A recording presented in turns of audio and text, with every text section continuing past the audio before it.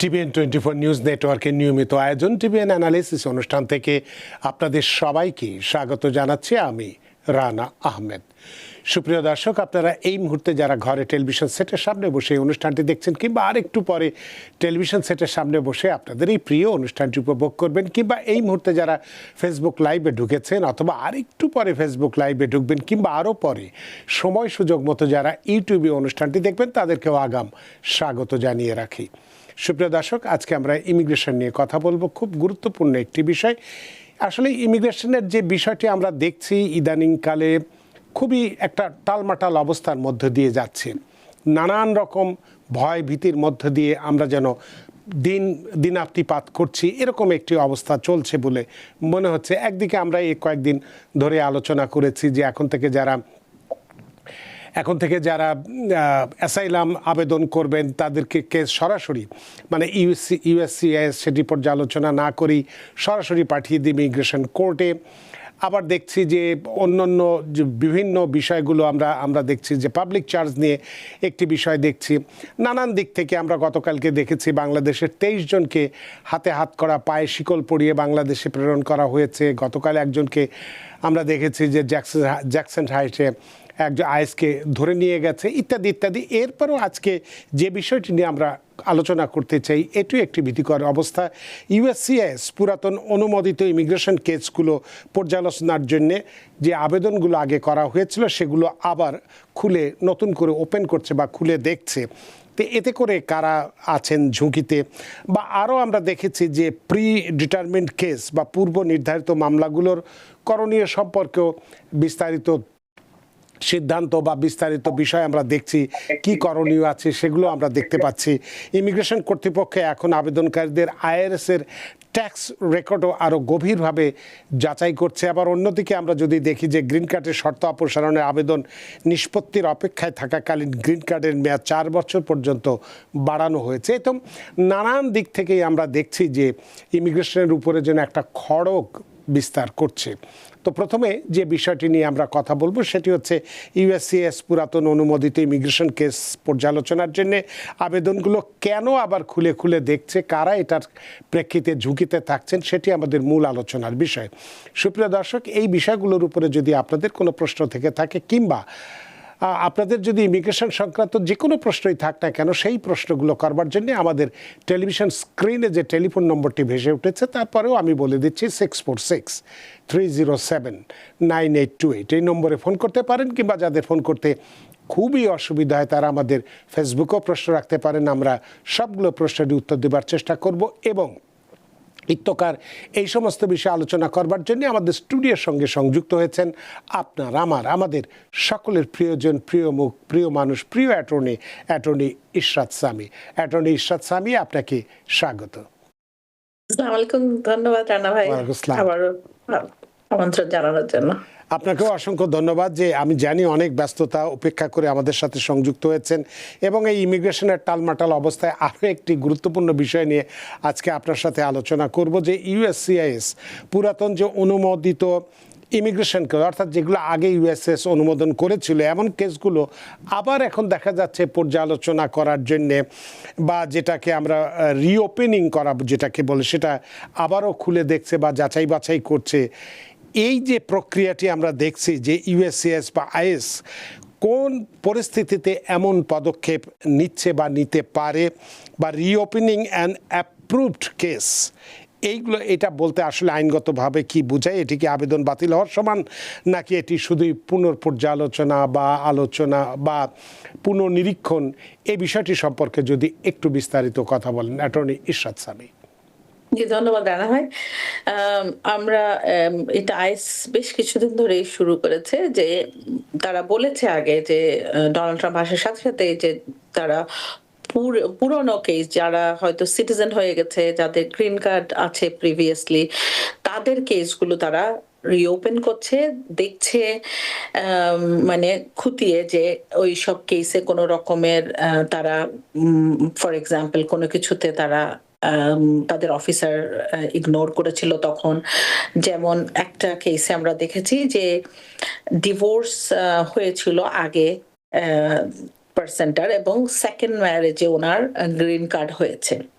So ওনারা ওই আগের ডিভোর্সটা উনি যেই দেশে ছিলেন সেই দেশ থেকে ডিভোর্সটা ফাইল করা হয়েছিল। তো এখন তারা ওই ডিভোর্সটাকে বলছে যে that divorce was not correct.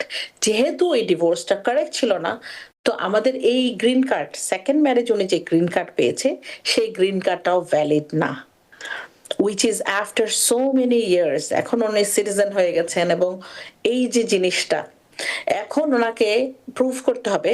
এটার মানে এই নয় যে তারা যখনই ইউএসসিআইএস এরকম চিঠি আপনাকে পাঠাবে যে আপনার কেসটা তারা রিওপেন করেছে এবং আপনার কেসে এই সমস্যা দেখা দিয়েছে, এটা যখন তারা বলবে এটার মানে এই নয় যে আপনার গ্রিন কার্ডটা অথবা সিটিজেনশিপ সাথে সাথে ক্যান্সেল হয়ে যাচ্ছে। এটার মানে এই হচ্ছে তারা একটা প্রসেস আপনার জন্য শুরু করছে, and you have to really defend yourself and fight all the way through। এবং কেস আপনার, আপনি যদি, ওরা যেটা বলছে যে আপনার আগের ডিভোর্সটা ঠিক ছিল না এবং আপনি যদি প্রমাণ করতে পারেন যে আপনি প্রপার প্রসিজিওরের মাধ্যমে এটা নিয়েছেন এবং এটা আপনার যতটুকু as far as you concern it was legally done, okay. আর এই ধরনের চিঠি যদি যখনই আপনারা পাবেন অবশ্যই আপনারা আপনাদের পছন্দ মতো অ্যাটর্নির কাছে দিয়ে এটা ফাইট করবেন এবং এটাতে উইন করার chance is high too, because আপনি আপনার সিচুয়েশনটা অনেক ভালোভাবে জানেন। এবং অনেক সময় দেখা গেছে এর মধ্যে আরো কেস আছে যেগুলোতে ইউএসসিআইএস ধরেন একজনের ফাইলে আরেকজনের নাম, ডেট অফ বার্থ, অ্যাড্রেস দিয়েছে, কিন্তু অ্যাকচুয়ালি যখন বডিতে দেখা যায় যে it's not actually that person, it's somebody else with the probably similar name and similar date of birth. So all this things are happening and many many times it's happening. এবং যেটা আপনার করণীয় সেটা হচ্ছে যে আপনি যদি মনে করেন যে আপনার এরকম একটা ডিভোর্স, ফর এক্সাম্পল আপনার আগের পার্টনার আপনাকে ডিভোর্স করেছে, তো ওই ডিভোর্সটা ওই যেহেতু ওই পার্টনার আপনাকে ডিভোর্স করেছে আপনি সেটাতে খতিয়ে দেখেন নাই কি ওটা ঠিক ছিল কিনা। সো আপনি যেটা করতে পারেন আপনার অ্যাটর্নির মাধ্যমে, আপনার যদি এরকম সিচুয়েশন হয়ে থাকে, সো আপনি আপনার নিজে থেকে ইউএসসিআইএস ওপেন করার আগে আপনি নিজের সিচুয়েশনটা দেখেন, নিজের ডকুমেন্টগুলো যা আপনি জমা দিয়েছিলেন সেগুলো ঠিক ছিল কিনা। আগে যদি চেক করে নাও থাকেন then do it now, don't wait until USCIS আপনাকে এটা আপনার কেসটাকে রিওপেন করার পরে। সো বাট আপনি আপনার কেসটা আপনি নিজে যখন দেখবেন ডকুমেন্টগুলো, যদি এর মধ্যে কোনো রকম কিছু থেকে থাকে তাহলে সেটা কিভাবে ফিক্স করা যায় সেটার জন্য আপনি একটা নিজের পরামর্শ নিতে পারেন যে এই জিনিসটা আমার ছিল, এবার কিভাবে এটাকে ঠিক করা যায়। আবারও দেখা গেছে যে আপনারা আগে অন্য কোনো নামে অন্য কোনো কেস করেছিলেন এবং পরে যখন আপনি সিটিজেনশিপ অথবা গ্রিন কার্ড নিয়েছেন যেটা দিয়ে আপনি এখন আছেন সেটাতে আগেরটা ডিসক্লোজ করেন নাই এবং আগেরটাতেও আপনার ফিঙ্গারপ্রিন্ট ছিল, এটাতেও ছিল। এই ধরনের কেসগুলো রিওপেন করা হচ্ছে। So if you are one of them, also you should look into this and আপনি আগে থেকে প্রিপারেশন নিতে পারেন যে how if they reopen my case, how I am going to save myself. This is one.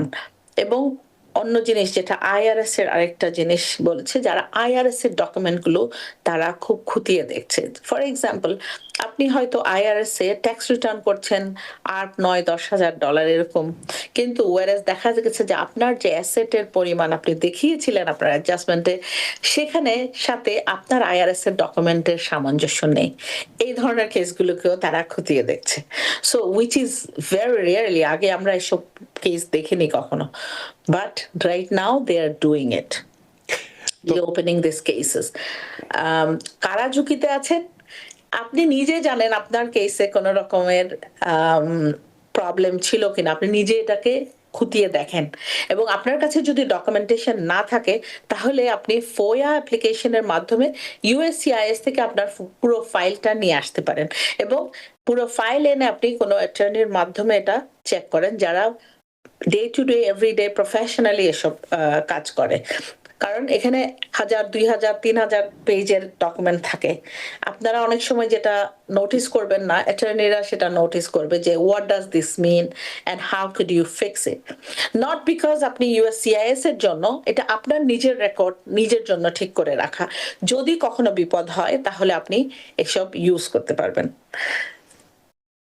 তো এক্ষেত্রে আপনি এই বিষয়টির উপরে একটা উদাহরণ দিয়েছেন এবং ভুলের কথা বলেছেন বা কোনো রকম ফরজারির কথা বলেছেন।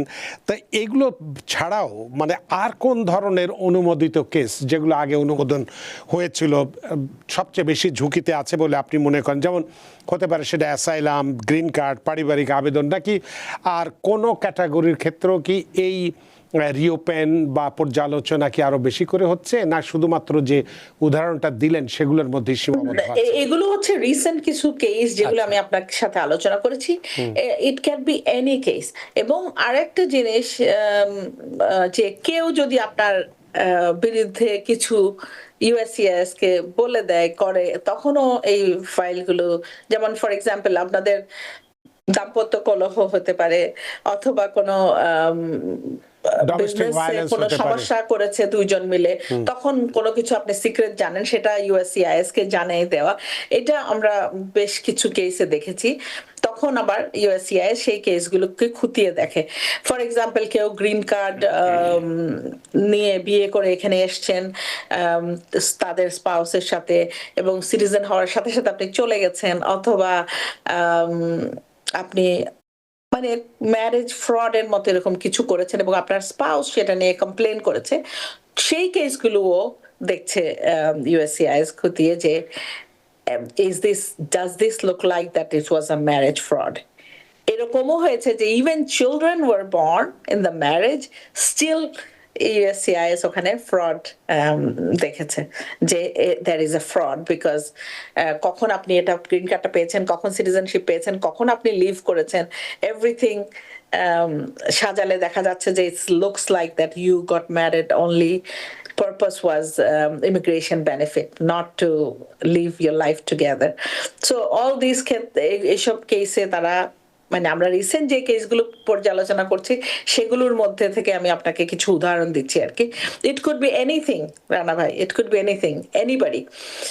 এবং আগে যখন আমরা বলেছি যে এয়ারপোর্টে আমরা যেতে সাবধান করেছিলাম যে পেরোল নিয়ে যাতে এয়ারপোর্টে না যায়, তারপরে আমরা বলেছিলাম যে ট্রাভেলিং ইজ প্রবলেম, আমরা রিসেন্টলি দেখছি ইউএস সিটিজেনদেরকেও স্টপ করছে, তাদের ফোন দেখছে, আইপ্যাড, এসব জিনিস তারা খতিয়ে দেখছে। ইউনো, আপনি যদি রিফিউজ করেন আপনাকে হয়তো ডিপোর্ট করতে পারবে না, but they can give you hassle, and ওখানে আপনাকে বেশ কিছু ঘন্টা হয়তো ইয়ে করে রাখছে, ওখানে কোয়েশ্চেনিং করছে। So you have to like avoid it. Even younger, আমাদের আপনাকে একটু থামাই, আমি যে যে কথাটি বললেন যে একজন নাগরিককেও এই ধরনের মানে জিজ্ঞাসাবাদ করছে বা ফোন দেখছে, সেটা কি স্পেসিফিক যার উদাহরণটা দিলেন তার বিরুদ্ধে কি কোনো অভিযোগ ছিল নাকি কিছুই ছিল না, তারপরও তাকে এই ধরনের জিজ্ঞাসাবাদ করেছে বা তার ফোন নিয়ে চেক করেছে? রানা ভাই, কিছুই ছিল না। ইউএস সিটিজেন, এখানে বর্ন, ইয়াং, 20-21 বছরের ইয়াং ছেলে। It's so alarming. So alarming, so alarming. And it's আপনি বলতে পারেন এশিয়ান ব্যাকগ্রাউন্ড থেকে হয়েছে, Muslim, all that person has this criteria. I don't know whether they are stopping every single person or they will choose, pick and choose এরকম করছে, but it's still that person is a US born citizen. He shouldn't be stopped like that and asked question বেশ কিছু ঘন্টা, 5-6 hours, which is really not acceptable. তো পরবর্তীতে যখন তাকে ছেড়ে দিয়েছে 5-6 ঘন্টা পরে, কি কারণে তাকে এই 5-6 ঘন্টা ডিটেইন করে রাখলো, পরে ছেড়ে দিল, তার কি কোনো ব্যাখ্যা তিনি চেয়েছিলেন বা তারা কি বলেছিল? চেয়েছিলেন, ও এই দেশের বাচ্চা যেহেতু জিজ্ঞেস করেছে why you stopping me and what is the reason, they had no reason, they couldn't say anything. After 5-6 hours they let him go without anything. But I'm just saying that what is this, what is happening here? It's like we never expected this. বুঝছেন না, এটা ও US born citizen, তাদেরকে তো কিছু করতে পারবে না। Just to check, বলেছে উই চেকড, ব্যাকগ্রাউন্ড চেক করেছে, কোনো কিছু পায়নি, no criminal offence, nothing. But ওই যে 6 ঘন্টা তাকে ট্রাভেলিং করার পরে এত টায়ার্ড, এবং 6 আওয়ার্স তাকে ওখানে প্রশ্নবিদ্ধ করা হয়েছে, দ্যাট ইজ নট অ্যাকসেপ্টেবল। এই ধরনের সোসাইটিতে আমরা কখনো এটা আগে দেখি নাই, আগে যেটা কখনো এখন তো এরকম দেখছি। হয়নি, মানে আমরা কখনো দেখি সিটিজেন নাই। নিয়ে তো, কারণ আমরা দেখি যে সিটিজেনের আলাদা একটা লাইন আছে, ওখানে গেলে যা শুধু সে একটা ছবি তুলে ছেড়ে দিচ্ছে, এটাই দেখেছি, বা আমরাও, আমি I know. যতবার গিয়েছি আইছি সেক্ষেত্রে এটাই দেখেছি। Yeah, but now they are stopping. I'm not saying they're doing every day, but we are seeing a lot of না না, একটি এরকম আমি ঘটনাও যদি ঘটে থাকে ইয়াঙ্গার সেটাও জেনারেশনদের আমি বেশ কয়েকটা কেস পেয়েছি যারা এখানকার বর্ন, এবং তাদের প্যারেন্টসরা আমার সাথে যোগাযোগ করেছে, এবং তাকে আমি জিজ্ঞেস করেছি কি প্রশ্ন, কেন, কি হয়েছিল, did you get upset, were you angry with them, what was the reason why they stopped. He was not angry, but I asked them, why are you stopping me? What is the reason? যেটা সবাই জিজ্ঞেস করবে, এটা you তো have অধিকার। anything against me? They couldn't find anything, but ওই যে 6 ঘন্টা, what I'm saying, the বাচ্চা যেহেতু young ছিল, so he asked questions, not তো ওইটারই ওকে প্রবাবলি শাস্তি হিসেবে তাকে 5-6 সম্ভবত ঘন্টা। আমার মনে হয় কোনো নামের কারণে, হয়তো এমন কোনো নামের ভাইয়া, সাথে তার নাম ভাইয়া, মিলে গিয়েছিল। আহ, এখন আমি যদি বাচ্চাটার ব্যাকগ্রাউন্ড দেখতে যাই, it's a Muslim kid, it's কি বলবো, name Muslim, Asian kid, so but US born, তার প্যারেন্টসরা অনেক আগে এসছে, গ্র্যান্ড প্যারেন্টসরা এসছে, so he is US born citizen, so তার বাট আই ক্ষেত্রে এম তো জাস্ট এটা, saying it's really alarming for our children too. আচ্ছা, তো তার মানে এখন দেখা যাচ্ছে যে আপনি যেটা একদম বাস্তব অভিজ্ঞতার আলোকে এবং আপনার কাছে এই কেসটা এসেছে, সুতরাং এটা তো আমরা এখন ধরে নিতে পারি যে আসলে বিষয়টি এখন আমাদের জন্য একটু চিন্তার কারণ হয়ে গেছে। এন্ড রানা ভাই, এরকম অনেকেই যারা আমাদের সাথে বাংলাদেশ থেকে যোগাযোগ করেছে যে পেরোলে গিয়েছে কিন্তু আসতে পারছে না। আচ্ছা, তো Whereas they have VAWA case pending here, which is very alarming for us. আমাদের VAWA কেস, আমরা আমাদের ক্লায়েন্টদেরকে সবসময় অ্যাডভাইস করেছি লাস্ট ওভার এই ট্রাম্পের এই পুরো সময়টাতে, don't travel outside United States, even you travel here, don't travel with flight, just driving it's fine, not with bus or plane or train, because there is ICE people, they're going to bother you, we don't want you to get in any trouble. এবং এরকমও আছে রানা ভাই যে উনি married, US citizen, US children আছে, এবং that persons green card is pending, still they got detained. আসলে So G, this is alarming. Really এটা সত্যি সত্যি অ্যালার্মিং, এটা খুবই একটি ভয় বা আতঙ্কের বিষয়। তো সে ব্যাপারে কোনো রকম সন্দেহ নাই, কারণ এটাতে এতদিন জানতাম যে হয়তো শুধুমাত্র যাদের হয়তো সমস্যা আছে তাদের ক্ষেত্রে এগুলা, বা গ্রিন কার্ডও ক্ষেত্রেও আমরা দেখেছি এরকম একটি সমস্যা আছে, কিন্তু সিটিজেনের ক্ষেত্রে সাধারণত এই ধরনের দেখা যায়নি, যদি খুব বড় ধরনের সমস্যা যদি না থেকে থাকে তাদের। এখন তো আপনি যেটা বললেন সেটার ক্ষেত্রে কিছুটা হলেও আমাদেরকে একটু চিন্তার মধ্যেই ফেলে দিচ্ছে। যাই হোক, তো যদি আপনার, জি, এবং আমি পরপর 2-3 জন আমার কাছে যোগাযোগ করেছে, তাদের নিয়েই আমি কথাটা বলছি, আমাদের ইয়াঙ্গার জেনারেশনের জন্য, বিকজ তারা অনেক সময় বোঝে না এবং বুঝতে চায় না, এবং বলে যে there is nothing wrong with me, I haven't done anything, but I am not saying they have done anything wrong, but what I am saying that ওই যে হ্যাসেলটা আপনার, ওই যে 5-6 আওয়ার্সের যে আপনাকে ওখানে স্টপ করে রাখলো, you can't get out until they tell you to go, so ওই জিনিসটা আমি অ্যাভয়েড করতে চাচ্ছি আর কি। You don't need that, it's unnecessary, এবং আমাদের বাচ্চাদের কনফিডেন্স এটা হার্ট করতেছে, that what is going on. সেটাই। যাই হোক, এই বিষয়ে আরও হয়তো কিছু কোশ্চেন আমার আছে, তবে অনেকগুলো প্রশ্ন আমাদের ইতোমধ্যে টেলিফোনেও এসেছে এবং ফেসবুকেও এসে, ফেসবুকে ছোট্ট একটা প্রশ্ন আছে সেলিম, তিনি বলছেন যে vehicle ticket will be effective in such kind of asylum seekers, আসলে কি কোনো প্রভাব বিস্তার করবে? কিসের টিকিট ভাইয়া? ভেহিকেল মানে বোধহয় গাড়ি, কোন টিকিট? হ্যাঁ, যদি একটা হয়, it shouldn't make much difference. USCIS এটা নিয়ে তেমন বদার করে না, কিন্তু যদি বারবার ধরেন, for example, you have many speeding ticket, then they will that's an issue for them to look into. সেই ক্ষেত্রে এটাই হতে পারে। তো সেলিম, আশা করি আপনার প্রশ্নের উত্তর পেয়েছেন। আমরা একটু টেলিফোনে যাই। সুপ্রিয় দর্শক কে আছেন টেলিফোনে, দয়া করে নাম পরিচয় দিয়ে আপনার প্রশ্নটি করুন। জি, আসসালামু আলাইকুম। ওয়াসলাম। জি, আমি মিশিগান থেকে ফোন করছি স্যার। জি বলুন। জি, আজকে আমার ওই ফাইনাল হিয়ারিং ডেটটা ছিল।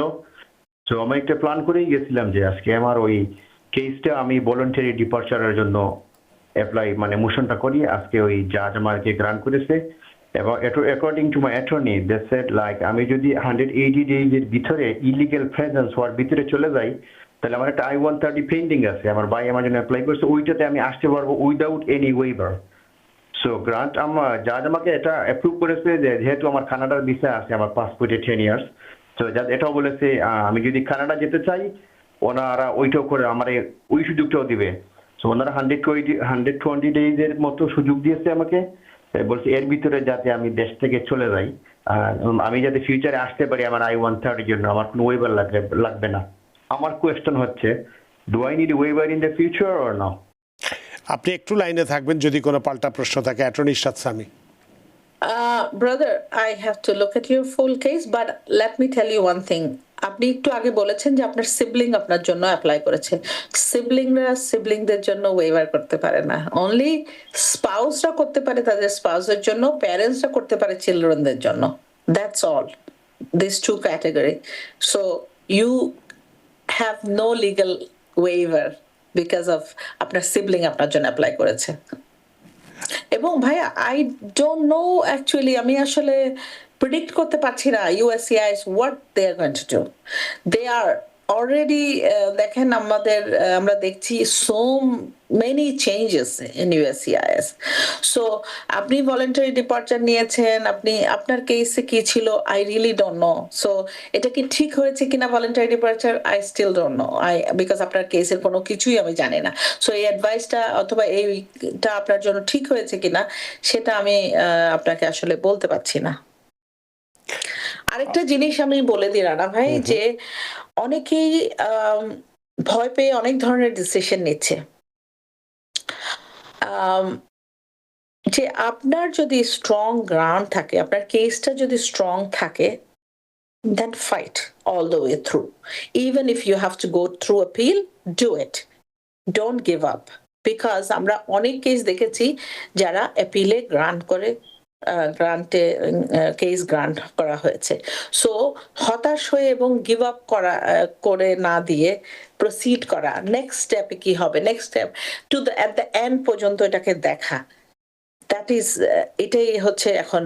বিকজ এটা 2-3 years পরে there will be a policy change hopefully, and there এটা এখনকার যেটা হচ্ছে এটা হবে না।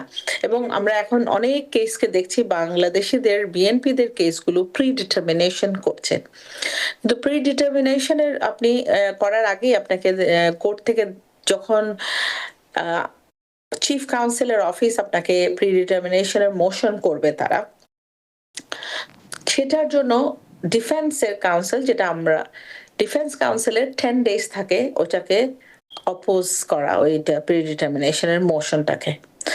এবং আপনার অনেকগুলো কারণ আছে যেটা আপনি বলতে পারেন আপনার কারণে মোশনে, যে কেন আপনারটা প্রিডিটারমিনেশন হবে না আপনার কেসটা। এবং আপনার কেসে আপনার you had if for example if you had asylum, এবং এখনো কেন আপনি দেশে ফেরত গেলে আপনার জীবন এখনো কেন হুমকির মুখে আছে, what is the reason? So there could be many reason. আপনি যখন এসেছিলেন তখন হয়তো আপনার একটা দল ছিল, কিন্তু এখানে থাকার পরে আপনার অন্য সমস্যাও দেশে শুরু হতে পারে, we don't know. Okay, so change country condition and change personal circumstances. You can actually proceed with your predetermination cases that this should not apply to me. আমি একটা এক্সাম্পল দিচ্ছি, যে USCIS sometimes they are giving predetermination without even looking into your case. তো আমাদের recent একটা কেসে আমাদের client actually তারা যেই কারণে প্রিডিটারমিনেশন গুলো করছে, আমরা যখন আমাদের ক্লায়েন্টের কেসটা পর্যালোচনা করি, ওই ফ্যাক্টস গুলো ওর কেসে নাই। ওরা যেটা বলছে যে ওনাকে বিএমপি কেস বলে ওনাকে প্রিডিটারমিনেশন দিয়ে দেওয়ার চেষ্টা করেছে, বাট আমরা যখন ওনার কেসটা পর্যালোচনা করেছি দেখেছি যে no, this is something else, this is different. তো then we can win this motion, because it's a mistake by USCIS. They ICE Chief Counselor Office mistake করেছে. So there are so many things happened, but যেটা আমি বলছি যে শেষ পর্যন্ত দেখেন, don't just leave it. হতাশ হওয়ার কোনো কারণ নাই. Just take one day at a time. I know lot of depressing অনেক নিউজ আমি দিচ্ছি আপনাদেরকে, but হতাশ হওয়ার কিছু নাই। Take one day at a time, এবং আপনার যেটা হাইয়েস্ট কোর্ট পর্যন্ত আপনি যেতে পারেন, try to do it. I know financial একটা বার্ডেন আছে, বাট একটা কিছু পেতে হলে একটা অন্য কিছু আপনাকে দিতে হয়। So you have to do it if you want to stay here. অনেক ধন্যবাদ অ্যাটর্নি ইরশাদ সামি। একটি প্রশ্ন আমিন জুম্মা আলী তিনি একটি প্রশ্ন করেছেন, আমি একটু আপনাকে এটি বড়ই প্রশ্ন করেছেন যে I have quick questions regarding F4 category visa, as this application petitioner is my uncle and my father is beneficiary. Alhamdulillah, we received NVC invitation to pay fees and other civil documents. This petition was made on January 2010 and I-130 approved by this month, and I was that time 7 years old. Now I am 23 years old, unmarried. Am I eligible for this petition in according to CSPA? এটা একটু জানতে চাচ্ছি আপনার He's কি পরামর্শ? 23. Usually Now he is CSPA 23 now. he can probably he will be, but it's a calculation করে দেখতে হবে. I need more information, so if you contact us, we should be able to advise you properly, but I need more information. অনেক ধন্যবাদ প্রিয় দর্শক। আসলে এইভাবে আপনার শুধু প্রশ্নের উপরে আমিন জুম্মা শুধু এই লেখা প্রশ্নের উপরেই উত্তর দেওয়া সম্ভবপর নয়। যদি আপনি কাগজপত্র সহ ডকুমেন্ট সহ তাহলে হিসাব কিতাব করে আপনাকে বলতে পারবে যে আপনি সিএসপি এর জন্য যোগ্য কি যোগ্য নয়। কি এক্ষেত্রে বায়বীয় উত্তর দিলে আপনার জন্য ক্ষতি হয়ে যেতে পারে উইদাউট এনি পেপারস। আপনার প্রশ্নের জন্য আরেকটা জিনিস রানা ভাই আমি বলতে চাচ্ছি যে আমাদের সকল দর্শকদের উদ্দেশ্যে, সিএসপিএটা যখন আপনার কেসটা অ্যাপ্রুভ হবে, উইদিন 1 ইয়ারের মধ্যে আপনাকে এটা অ্যাপ্লাই করে রাখতে হবে, so that your children can get benefit of that CSPA protection, child protection. সেটাই। অনেক ধন্যবাদ প্রিয় দর্শক, আশা করি আপনার প্রশ্নের উত্তর পেয়েছেন। হোসনে আরা, আপনি যেটি বলেছেন এটি খুবই সুখের খবর। এটাই সাধারণত হচ্ছে, আমরা যেটা বলছি হয়তো দুই একটা উদাহরণ হিসেবে বলছি, অথবা আরও অন্য কোথাও হচ্ছে কিনা সেগুলো তো আমরা জানি নি। উনি হোসনে আরা লিখেছেন যে উনি আমেরিকার সিটিজেন, উনি বাংলাদেশে গিয়েছিলেন, ফিরেছেন, হিজাব পড়েন, কোনো রকম হ্যারাসমেন্ট ছাড়াই উনি এসেছেন। যদি ওনাকে জিজ্ঞেস করেছে তার কাছে খাবার আছে কি না, উনি বলছে আমার কাছে ড্রাই ফুড আছে, এবং উনি রেড স্টেটে অর্থাৎ আমাদের টেক্সাসে মনে হচ্ছে ডালাসে ওনার বাসা, তো ওনাকে উইদাউট এনি হ্যারাসমেন্ট ছাড়াই ছেড়ে দিয়েছে।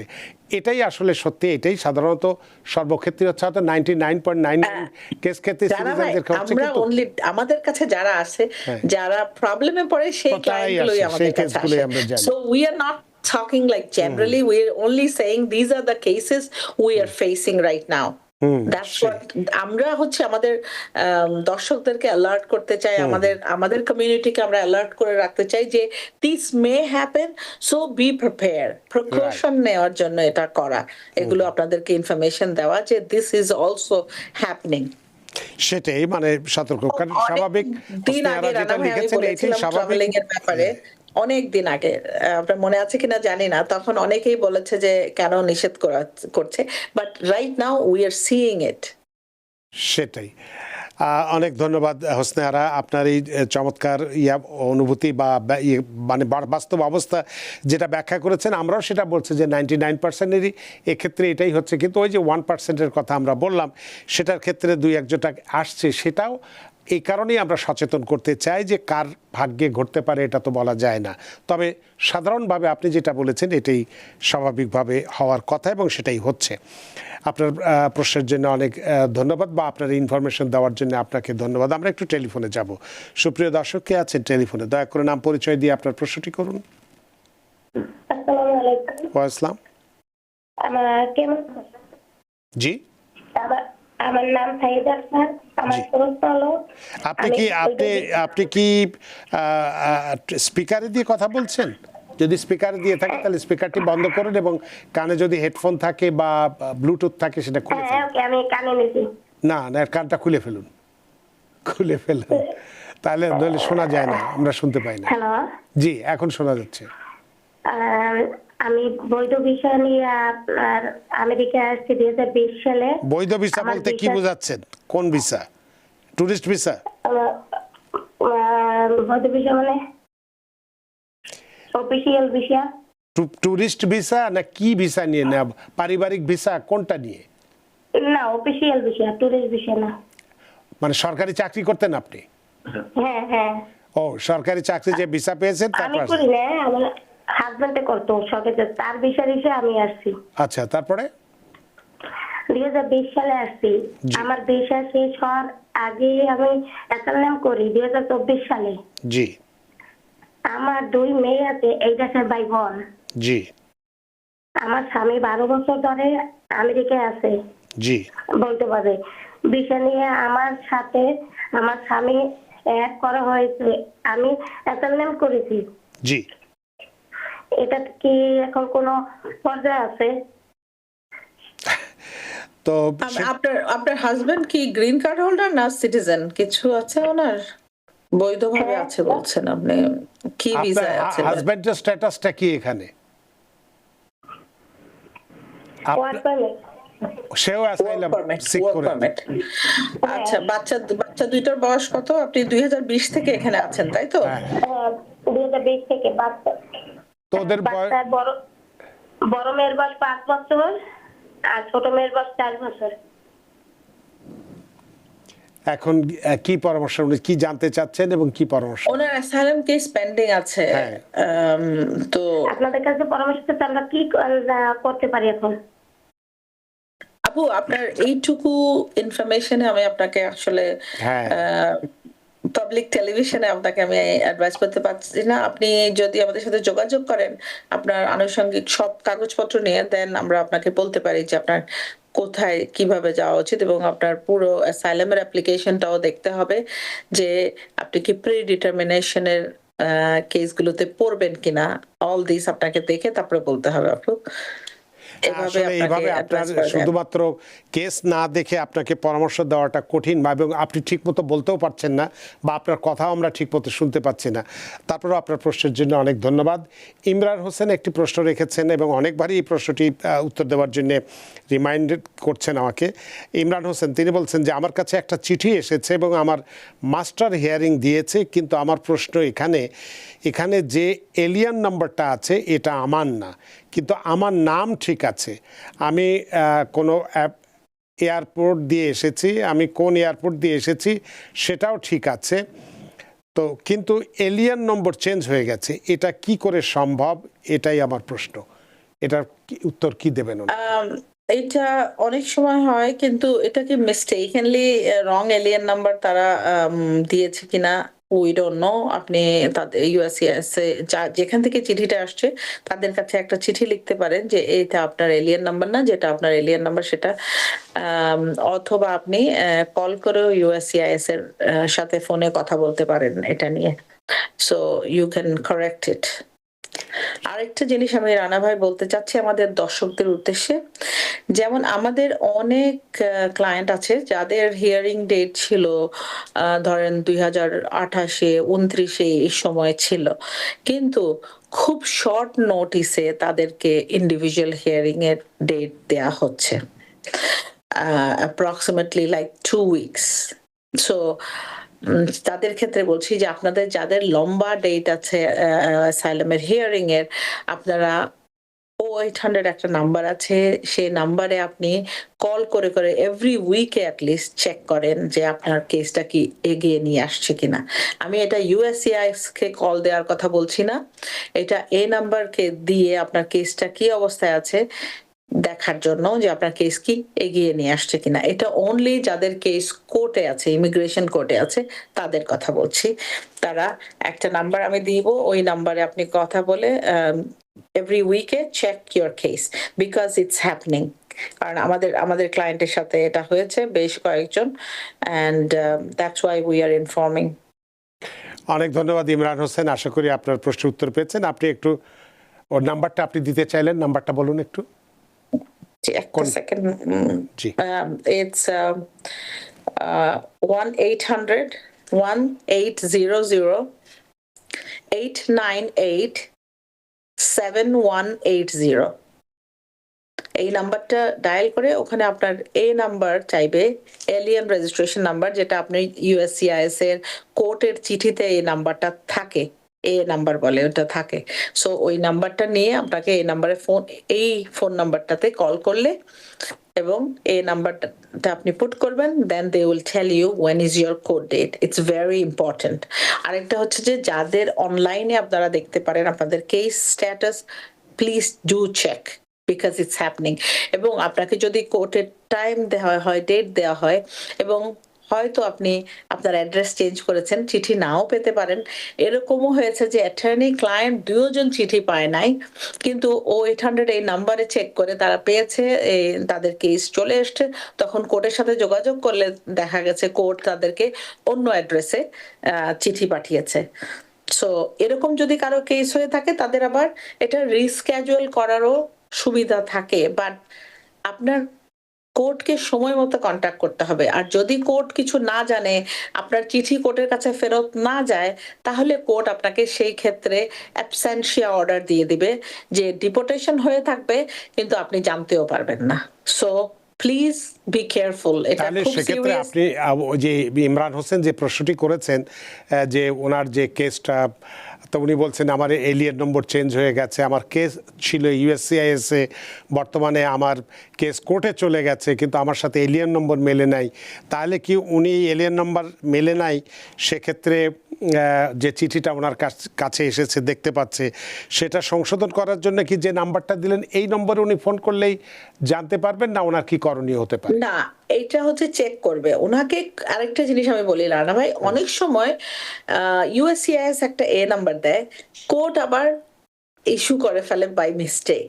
আচ্ছা, ওকে, সো এটা যখন ওনার প্রথম মাস্টার ক্যালেন্ডার হিয়ারিং হবে, তখন ওনার যদি অ্যাটর্নি থেকে থাকে, অ্যাটর্নি এটা জাজকে মেনশন করবে, অথবা যদি অ্যাটর্নি না থাকে উনি নিজে কোর্টে যায় মাস্টার ক্যালেন্ডারে, অথবা অনলাইনে উনি সেটা মেনশন করবে জাজকে যে আমার এ নাম্বার এটা ছিল ইউএসসিআইএস এর কাছে, রাইট নাও আমি কোর্টে যে চিঠি দেখছি সেখানে আমাকে এই নাম্বার এটা দেওয়া হয়েছে। সো দুইটা এ নাম্বারকে মার্জ করে দেওয়া একসাথে। Judge will do it.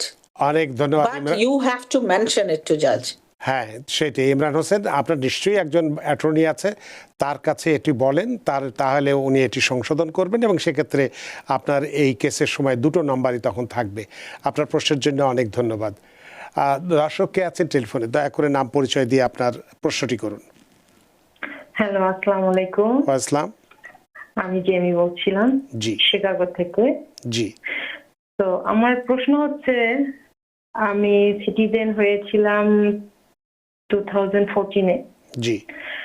তারপর আমি আমার ভাই বোনদের জন্য অ্যাপ্লিকেশন করি। জি। কিন্তু আমি এখন শুধু রিসিপ্ট লেটার পাইছি, কিন্তু অ্যাপ্রুভাল লেটার পাই নাই। জি। এখন আপু আমি কি করতে পারি? 2014 সালে আবেদন করেছেন? হ্যাঁ, অলরেডি 11 ইয়ার্স অলমোস্ট। 11 বছর চলছে। অ্যাটর্নি ইরশাদ সামি, আপনি ইউএসসিআইএস এর সাথে যোগাযোগ করেন যেখানে আপনার কেসটা আছে, এবং আপনি কি কোনো অ্যাড্রেস মুভ করেছেন, কোনো চিঠি মিস করার কোনো চান্স আছে? So look into it. It's এতদিন কোনো কিছু না পেয়ে থাকার কথা না। শুধু রিসিপ্ট লেটার পেয়েছে, আর কিছু পায়নি। হ্যাঁ, সো এটা আপনার কেস কি অ্যাপ্রুভ হয়েছে, আপনি দেখেছেন?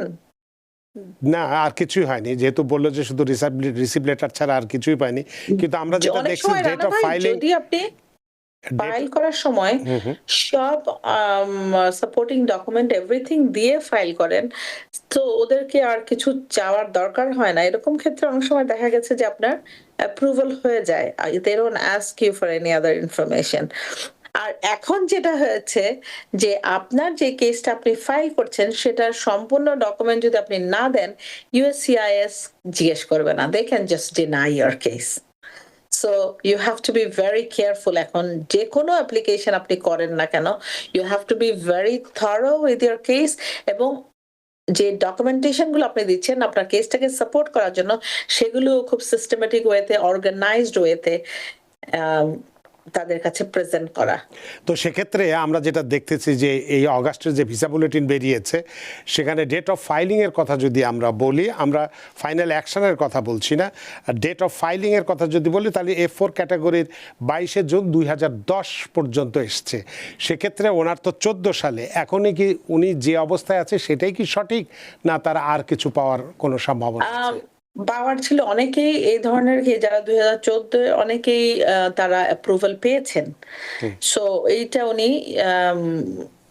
যেখান থেকে উনি আগে লাস্ট চিঠিটা পেয়েছে ওখানে লিখে ফাইন্ড আউট করতে পারে যে এনি স্ট্যাটাস চেক করার জন্য এনকোয়ারি করছেন উনি, যে what is happening with her application. অনেক ধন্যবাদ জেনি, আশা করি আপনার প্রশ্নের উত্তর পেয়েছেন। সুপ্রিয় দর্শক, কে আছেন টেলিফোনে, দয়া করে নাম পরিচয় দিয়ে আপনার প্রশ্ন। জি, আসসালামু আলাইকুম। ওয়া ইসলাম। রানা ভাই আসসালামু আলাইকুম। আপু আসসালামু আলাইকুম। জি, ওয়া ইসলাম। আমার একটা গুরুত্বপূর্ণ প্রশ্ন। জি, করুন। যে আমার বোনের জন্য আমি ওই যে 7-এ আমি অ্যাপ্লাই করছিলাম 2007-এ। তো তারা ওই যে গত সেপ্টেম্বরে ডাকছিল। জি। তো তারা কোয়ালিফাই করছিল, আমার বোন আর আমার ছোট বাগিনা। জি। তবে একটা বাগনির বয়স এবং ভুল হয়েছিল, ওইটা ন্যাশনাল ভিসা সেন্টারে লেখা হয়েছিল 23-এ, কিন্তু তারা টাকা পয়সা সবকিছু নিচে নিয়ে ঢাকাতে পাঠাইছে।